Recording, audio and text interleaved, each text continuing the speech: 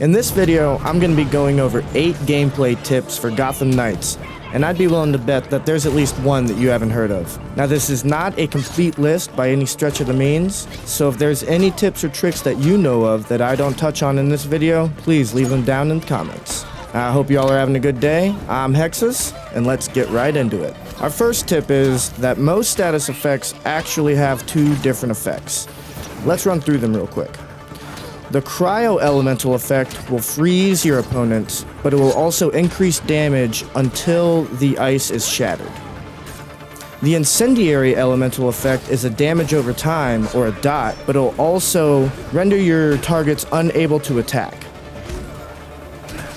The Toxic Elemental effect is also a dot, but it will decrease the target's physical resistance and damage. The Electric Elemental effect not only dazes your opponent, but keeps them from using certain attacks and abilities. Now, the Concussive effect is the only effect that only has one effect, but it's pretty strong.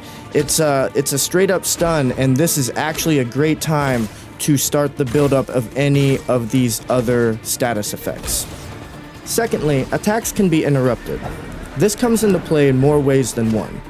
You can use your ranged attacks to interrupt enemies' ranged attacks. All you gotta do is shoot an enemy that's aiming at you. This will be less effective with higher ranked enemies, such as veterans or champions. The effectiveness also depends on which hero you're using, as they each have different ranged attack speeds. Another way this can come into play is you can interrupt your own attacks with a dodge, and this is actually very useful when you start to get surrounded. And if you're laying into one enemy and someone comes in from the side, you can interrupt your own attack if you're in the middle of one to get out of the way. And one last way this comes into play is that enemies can interrupt your momentum abilities. And this really sucks because you still spend a momentum bar when your momentum abilities are interrupted. So be sure to use caution whenever you are casting any expensive abilities. Thirdly, you can mix up your melee and range attacks as well as your targets within your combos. This can have multiple benefits if used properly. First off, it'll allow you to build up multiple different elemental types if you're using 2 different elemental weapons in your ranged and melee slots. This also works very well when you're surrounded, helping you to switch between targets and keeping your sphere of protection a little wider if you're rotating around the circle.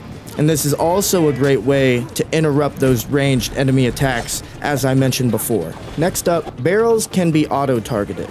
Now this blends very well with the previous tip, and you can easily get a barrel within a combo. Just be sure that you're far enough away and don't let yourself be in the blast. It's a really good way to get a quick and massive elemental AoE, and there's no need for precision aiming or pre-detonation. Another range combat tip is that enemies can shoot each other. Now there's a couple ways you can take advantage of this. You could either position yourself so a group of enemies is between you and the shooter, and when they fire, they simply shoot all of their buddies. Or you can attack an enemy while being aimed at, then dodge at the last minute, and that's that. Now, something to keep in mind is that freaks, mobs, and regulators all use automatic weapons. This makes it much easier to get them to shoot at their own allies. Hey, if y'all learned anything or enjoying the video, go ahead and hit that like button. Thanks. On to our next tip. Do not go out of your way to complete bonus objectives of crimes. All this does is give you extra crafting materials, and honestly, crafting materials in this game just rain from the sky. It has no effect on the loot that you get from the crime. This next tip is about efficient grappling controls.